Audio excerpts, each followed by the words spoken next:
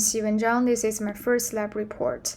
The purpose of this lab is to use household objects to observe how charged objects interact with each other and use experiments and calculations to get the amount of charge on the charge tape. Main models we used are the Columbus law, which is this formula we learned in class, and the Newton's third law that when an object stays equilibrium, the net force on it is 0. First, the interaction experiments. The charge tape was attracted by my hand, and the two charged tape repelled each other, as I showed in the picture. As we know, a plastic pen is negatively charged, so if a tape is positively charged, it will be attracted by the pen, and if it's negatively charged, it will be repelled by the pen. Since in this experiment, the tape was attracted by the pen, so we can conclude the tape is positively charged. In the next experiment, we found that tape B stays still vertically, so we know the force on the y-axis cancel out each other.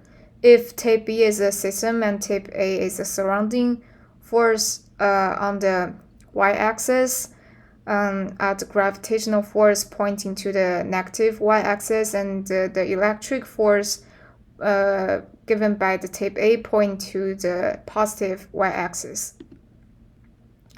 Since we know on the y-axis the force cancel out each other, we know that gravitational force equal to the electric force. We can set this formula equal to the gravitational force, which is a mass times the Earth's gravity, 9.8, and we got the gravitational force here. And assume that each U-tape has a same net charge, we got this formula. The Q is a Q square. And when I did the experiment, I found that when they are 2 cm apart, tape B was floating still. So if we set the charge of the tape B is x, we got this equation here, and we solve for the x, we got the number of charges on the tape B. To estimate the number of atoms on the tape, I assume an atom is a square with length given, so we can calculate the area of the atom and the area of the tape. So if we divide the area of tape and the area of the atom, we got the number of atoms here.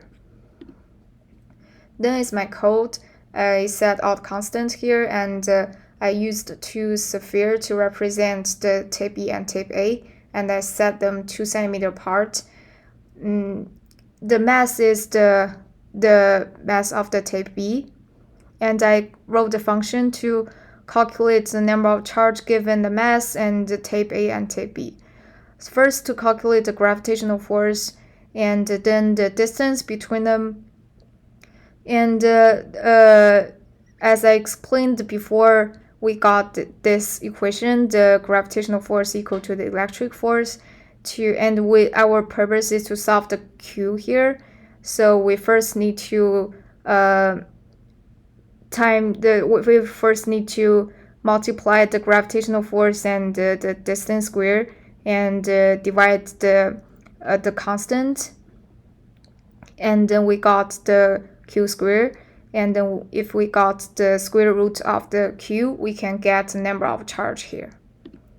Last is a discussion. If the electron had positive charge and the proton had negative charge, I think there will make no difference to the result, since the calculation will just be the same, because it's just be the flip sign of all charges, and the other experiments may also be the same, since still the same charge repelled each other, and different charge, positive charge will repel the negative charge, will attract the negative charge.